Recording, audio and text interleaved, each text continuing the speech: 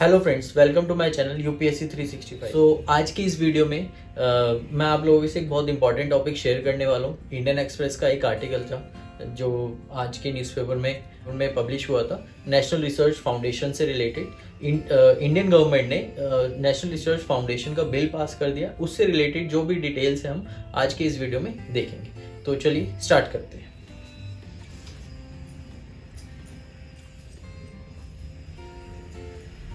ये एक न्यूज़पेपर की कटिंग थी, मैंने इसको हेडिंग लिखा है ऐसे, national research foundation gets centre nod approval मिल चुका है और 50,000 crore over 5 years for research and development. इसको जितना ही बजट अलॉट हुआ है वो 5 साल के लिए अलॉट हुआ है और कितना है 50,000 करोड़ ओवर 5 years। 5 years आपके 23 to 28, 2023 से लेके 2028 तक। वेडनेसडे को गवर्नमेंट ने अप्रूव करा नेशनल रिसर्च फाउंडेशन वाला बिल। ये एक तरह से एपेक्स बॉडी है और इससे रिलेटेड जो भी इंफॉर्मेशन हम आगे की स्लाइड में देखेंगे। National research Foundation to promote fund and mentor scientific research in higher education institute across the country. जितना भी गाइडेंस का, मेंटोरशिप का प्रोग्राम है और जितना भी फंड है वो साइंटिफिक रिसर्च में किसी भी कॉलेज या यूनिवर्सिटी में अक्रॉस द कंट्री, वो सारा नेशनल रिसर्च फाउंडेशन के क्राइटेरिया में फॉल करेगा और यही उसको सब रेगुलेट करेगा। सो नेशनल रिसर्च फाउंडेशन एक एपेक्स बॉडी है जो आपका mentorship, guidance program, research, science से रिलेटेड काफ़ी सारे कॉलेज और यूनिवर्सिटी में थ्रू आउट द कंट्री, ठीक है, तो ये चलेगा। Next, it also focus on cultivating the culture of research in colleges and university. इसका मतलब क्या है कि कॉलेजेस और यूनिवर्सिटीज में जो एक तरह से रिसर्च करने का जो फाउंडेशन है वो ये रखेगा। इससे पहले इतना रिसर्च वर्क और नहीं होता था कॉलेजेस में, लेकिन after making of national research foundation तो ये जो कल्चर है रिसर्च का वो आपके कॉलेजेस वगैरह में एप्लीकेबल होगा। The union cabinet approved the introduction of bill, जो नेशनल रिसर्च फाउंडेशन है, बेस्ड ऑन किसके बेसिस पे? पहले वर्ल्ड में कहां पर चल रहा था ये ऐसा प्रोग्राम? ये चल रहा था आपका यूएस में। ये यूएस का व्हाइट हाउस है और नेशनल साइंस फाउंडेशन वहां का है। जैसे यहाँ पर नेशनल रिसर्च फाउंडेशन है, वहां पर नेशनल साइंस फाउंडेशन कहा जाता है इसको, ठीक है। Next, initial budget is 50,000 crore 2023 से 2028 तक का। 5 साल का जो बजट है वो 50,000 करोड़ है, ठीक है। उसके बाद जीडीपी, एक तरह से अगर मैं बात करूं तो फिगर्स की, जीडीपी का 0.7%, बहुत छोटा सा हिस्सा, 0.7% अभी तक रिसर्च और डेवलपमेंट में यूज किया गया है और सबसे ज्यादा लो है टू द अदर कंट्रीज। मतलब इंडिया में जीडीपी जो रिसर्च और फाउंडेशन में जितना भी परसेंट खर्च करते हैं जीडीपी का, वो 0.7 है और ये अदर कंट्री से बहुत ही ज़्यादा कम लेवल पे है। जैसे हम बात करें तो यूएस का है 2.83% जीडीपी का, तो ये जीडीपी की टर्म्स की बात हो रही है, ठीक है।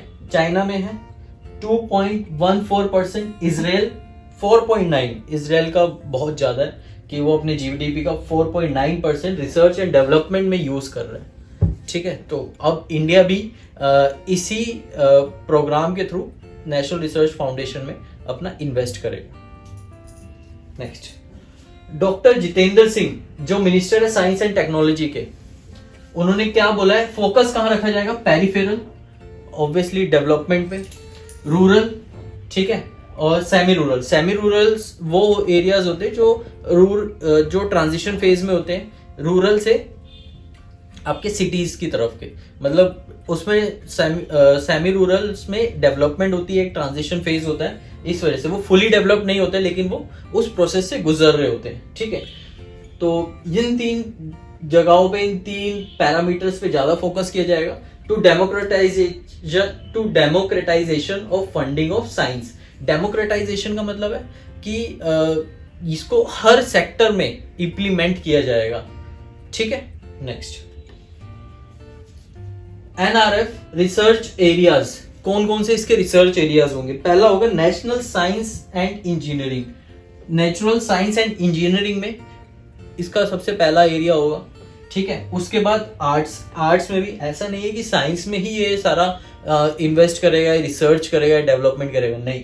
आर्ट्स में various art form, dance, writing, painting, तो ये सब आर्ट फॉर्म होती है। अब हमारी कंट्री में बहुत सारी आर्ट फॉर्म्स है, ठीक है। सोशल साइंस, सोसाइटी से रिलेटेड जो भी इश्यूज हैं, जो भी प्रॉब्लम्स हैं, उनको भी ये रेक्टिफाई करेगा और उनका सॉल्यूशन या रेमेडी दिखाएगा, ठीक है। ह्यूमैनिटीज को लेके, ह्यूमैनिटीज भी एक तरह से सोसाइटी का हिस्सा है और उसमें भी ये रिसर्च और फाउंडेशन, मतलब ओवरऑल ये 3D डायमेंशन बोलूँ या 4D डायमेंशन, तो ये सारे एरियाज को कवर करेगा, ठीक है। नेक्स्ट, इसका एम क्या है? Solution to the problem facing by Indian society. Indian society की जो भी, अब मैं बात करूं इंडियन सोसाइटी सिटीज में ही नहीं, विलेजेस में भी है, तो लोकल लेवल से to the apex level, to the central level, ठीक है। जो भी इंडियन सोसाइटी प्रॉब्लम फेस करती है उसका पूरा सॉल्यूशन एनआरएफ करेगा, उसका रेमेडी निकालेगा। क्या होता है, मतलब क्या हो सकता है उन केसेस में जो भी प्रॉब्लम सोसाइटी फेस कर रही है, जो भी प्रॉब्लम सोसाइटी फेस कर रही है, ठीक है। और एनआरएफ का जो डिपार्टमेंट रहेगा, एडमिनिस्ट्रेशन डिपार्टमेंट, वो रहेगा department of science and technology, इसको कंट्रोल करेगा। इसमें ओवरऑल 16 मेंबर्स होंगे, 2 डिपार्टमेंट से, 2 फ्रॉम डिपार्टमेंट, 5 फ्रॉम इंडस्ट्री। जो इंडस्ट्रीज जिन पे ज्यादा फोकस किया जाएगा उससे 5 मेंबर्स आपकी इंडस्ट्री से होंगे, 1 ह्यूमैनिटी से होगा और 6 एक्सपर्ट होंगे, depend on the nature of project. Project क्या प्रोजेक्ट है, नेचर क्या है प्रोजेक्ट का, तो उससे 6 मेंबर्स होंगे। तो इन टोटल अभी ये हो गया 14। बाकी के दो होंगे पीएम, जो हमारे एक्स ऑफिशियो प्रेसिडेंट होंगे। पीएम जो भारत के जो प्रधानमंत्री होंगे, एनआरएफ के एक्स ऑफिशियो प्रेसिडेंट रहेंगे, ठीक है। उसके बाद last second member will be ex officio vice president, जो साइंस एंड टेक्नोलॉजी मिनिस्टर होंगे, ठीक है। जो साइंस एंड टेक्नोलॉजी मिनिस्टर होंगे वो आपके एक्स ऑफिशियो वाइस प्रेसिडेंट होंगे। तो ये यूपीएससी पूछ सकता है या कोई भी कॉम्पिटेटिव एग्जाम पूछ सकता है कि एक्स ऑफिशियो प्रेसिडेंट कौन है एनआरएफ के, ठीक है। डिपार्टमेंट मैंने आपको बता दिया, एडमिनिस्ट्रेटिव बॉडी, ये डिपार्टमेंट ऑफ टेक्नोलॉजी होगा। एडमिनिस्ट्रेटिव बॉडी मैंने आप लोगों को बता दिया, department of science and technology.